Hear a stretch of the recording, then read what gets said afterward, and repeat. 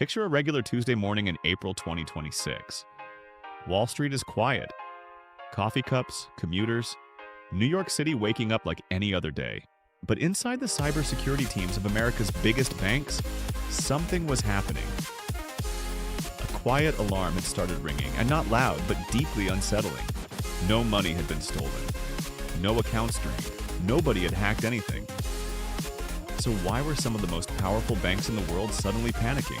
And AI had started finding cracks. Not in their vaults, but in the software walls protecting them. Not one crack. Hundreds, maybe thousands. Here's the terrifying part. Those cracks weren't new. They had been sitting there for years and sometimes decades, silently waiting. The AI just found them first. Quick question for you. When you open your banking app or tap your card at checkout, do you ever wonder what's actually protecting that transaction? Most of us don't. We assume someone, somewhere, has figured it all out. But what if the people protecting your money just realized they had more holes than they thought? That's what April 7th, 2026 felt like for the global financial system. And the AI that caused that moment had one name. It was called Mythos. So what exactly is Mythos? Let's slow down here because this part really matters. Mythos is not a hacking tool.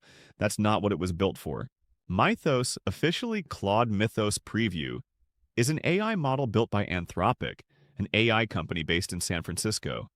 And it's unlike anything released before. Anthropic described it as a general-purpose frontier model. What made Mythos different was one specific capability. It could read code the way the world's best security experts could, but faster. Much, much faster. And in cybersecurity, speed is everything. The gap between finding a weakness and having someone exploit it can mean the difference between safety and catastrophe. Anthropic ran their own tests. What they found made them nervous enough to do something unusual. They did not release Mythos to the public. Not to you, not to anyone. Instead, they created Project Glasswing, a limited controlled program. Only specific organizations, partners they trusted, were allowed access for defensive purposes only. Who were these partners? Names you'd recognize. Amazon Web Services, Microsoft, Google, Apple, NVIDIA, CrowdStrike, JP Morgan Chase, the Linux Foundation. Think about that list for a second. These companies together touch almost every piece of digital infrastructure you use daily. Cloud storage, your iPhone, your bank account. Anthropic committed $100 million in model usage credits to Project Glasswing and donated $4 million directly to open-source security organizations. That's not marketing. That's urgency. So why the urgency? What exactly had Mythos found that scared everyone so much? To understand that, we need to talk about something called 0 days. Okay, let's talk about 0 days. I know it sounds technical, but stay with me. Because once you understand this, everything else in this story makes complete sense. A 0-day vulnerability is a flaw hidden in software that nobody has officially discovered yet. Not the company that built it, not the security teams, nobody. It just sits there, in the code, invisible, waiting. Like a crack in a foundation nobody noticed when they built the house. And nobody's noticed in the 10 years since. Now here's what made Mythos different. Anthropic let it loose on the world's most critical software. Operating systems, browsers, databases, and asked, what can you find? The answer was staggering. In just a few weeks, Mythos identified thousands of previously unknown vulnerabilities. 0 days, critical ones, in every major operating system and web browser. Let me give you a specific example. Mythos found a bug in OpenBSD, a security-hardened operating system used to run firewalls and critical infrastructure. That bug was 27 years old. 27 years. That bug had been sitting there since 1998. Security experts had reviewed that code thousands of times. Automated scanners ran through it millions of times. Nobody caught it. Mythos caught it, overnight, without a human telling it exactly where to look. Does that start to give you a sense of what had changed? It also found a 16-year-old flaw in FFmpeg, software every major streaming service uses to process your video. Fuzzers had hit that exact line of code 5 million times without catching it.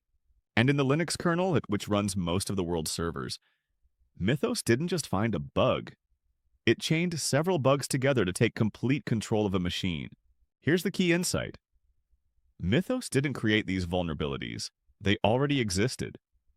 What it did was see them at machine speed, in ways humans simply couldn't do. Think about it like this. Imagine an old city with miles of underground plumbing. Old pipes, temporary fixes, forgotten connections, all built over decades. That's our software infrastructure. So if every software system has cracks, why did the banking world freak out first? Why not hospitals? Why not airports? Why not government systems? Great question. Let's dig in. Banks are not single pieces of software. They are massive layered ecosystems, some systems decades old, held together by patches, workarounds, and carefully maintained connections. Your bank's mobile app talks to a server. That server connects to a database. That database shares data with a payment processor. Every single connection is a potential door, and Mythos had one very specific talent: chaining. It could take several low-risk vulnerabilities, things nobody would patch quickly, and connect them into one high-risk attack path. Reuters reported it exactly this way. Banks weren't afraid because Mythos found one bug. They were afraid because it could connect small weaknesses into a complete path through their defenses. Here's a real number. Reuters reported Mythos was uncovering hundreds to thousands of low to moderate vulnerabilities in major banks. Low to moderate sounds manageable, but it wasn't. What used to take weeks to patch now needed to be fixed in days. Because if Mythos can find these connections, what happens when the wrong AI finds them first? One senior bank regulatory official put it plainly. Mythos was extremely adept at quickly connecting the dots, highlighting vulnerabilities that would have taken humans far longer to identify. The largest banks, JP Morgan, Goldman Sachs, Bank of America, Morgan Stanley, Citigroup, had access to Mythos. They could at least see the problem clearly, but smaller banks? Community lenders? Reuters said it directly. They couldn't afford the computing power or the cost. They were relying on big banks sharing what they found. Think about what that means. Here's where I need to correct something, because a lot of the early coverage made this sound like the banking sector was collapsing. That's not exactly what happened. Yes, markets moved. Major software companies, Palantir, ServiceNow, Intuit, dropped 6 to 8%. But this wasn't about banks getting hacked. It was something more fundamental. Investors started asking a question they hadn't asked before at this scale. If AI can find hidden flaws in software at machine speed, how do we actually value software companies? Software companies are built on trust. Their entire valuation, sometimes hundreds of billions of dollars, rests on the assumption that their code is mostly solid. Mythos started eroding that assumption. Think about it this way. If you found out every car on the highway had invisible cracks in the frame, cracks only a new X-ray machine could detect, what would happen to automakers' stock? It's not that the cars suddenly became dangerous. They were always that way. But now everyone knows, and now everyone has to pay to fix them. That's what changed the math. And here's a layer even fewer people were discussing. The cybersecurity companies, the firms selling firewalls and monitoring tools, weren't automatically the winners here either. If AI can find vulnerabilities faster than traditional security tools and fix them too, what does that mean for security software charging enterprises tens of millions of dollars a year? This wasn't a bank crash. It was a software economy shock. A moment when the entire industry had to stop and ask, are we building on a foundation we actually understand? And that question, once asked, doesn't go away. It echoes into government offices, regulatory agencies, defense departments, which is exactly where this story goes next. By mid-April 2026, it was clear that Mythos had crossed a line. This was no longer a technology story. This was a national security story, and governments around the world knew it. Let's start in Washington. The Pentagon, the U.S. Department of Defense, began deploying Mythos under Project Glasswing to find and patch software vulnerabilities across U.S. government systems. Emil Michael, the Pentagon's chief technology officer, was direct. He called the Mythos situation a national security moment, where the government was hardening networks before adversaries could exploit the same capabilities. He also said something important. Those vulnerabilities always existed. What changed was speed. AI tools like Mythos mean they can now be found and patched faster, but also exploited faster. And here's the tension worth noting. The Pentagon was actively using Mythos while simultaneously planning to end its relationship with Anthropic over a supply chain dispute. But the threat was real enough to keep going. Now, cross the Atlantic. In Germany, BaFin, Germany's banking regulator, has made its own announcement. Cyber risks from AI were, in their words, growing and substantial. BaFin President Mark Branson put it plainly. These new AI models can identify vulnerabilities with remarkable speed, and they will be able to exploit those vulnerabilities ever more rapidly. BaFin's response? A new division, one specifically designed to conduct targeted IT inspections at financial firms. Not broad annual reviews, but fast AI-informed spot checks. Then Tokyo. Japan moved quickly. The Financial Services Agency, the Bank of Japan, and 36 institutions, megabanks, internet banks, even Japanese units of Anthropic and OpenAI formed a working group. They sat down to answer 3 questions. What do you do when Mythos finds a vulnerability? What defensive measures do you take?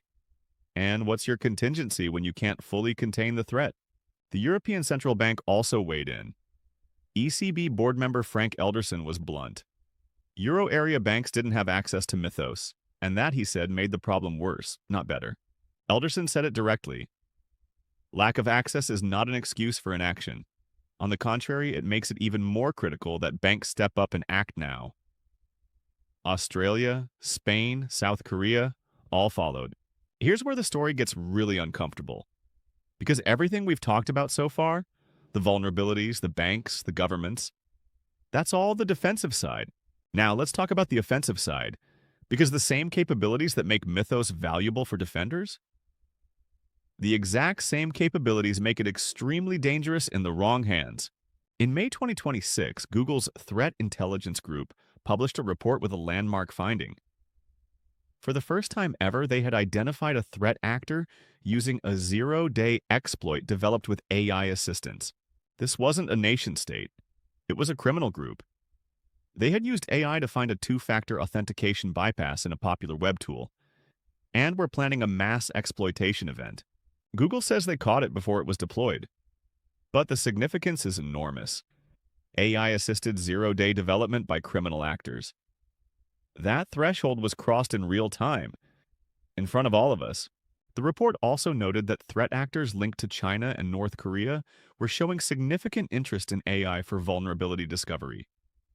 Not speculation, observed behavior, including thousands of automated prompts.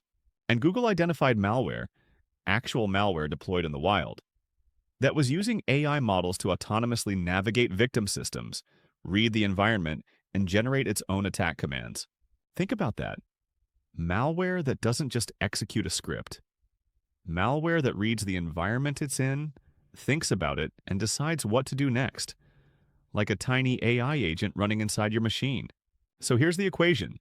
Defenders are using AI to find and patch vulnerabilities faster than ever. Attackers are using AI to find and exploit vulnerabilities faster than ever. Who wins? The answer isn't clear yet. What is clear is this. The era of human speed cybersecurity is over. We have crossed into machine speed conflict, and the rules haven't caught up. Let's ask the question that matters most. Not, is Mythos dangerous? Not, can governments respond?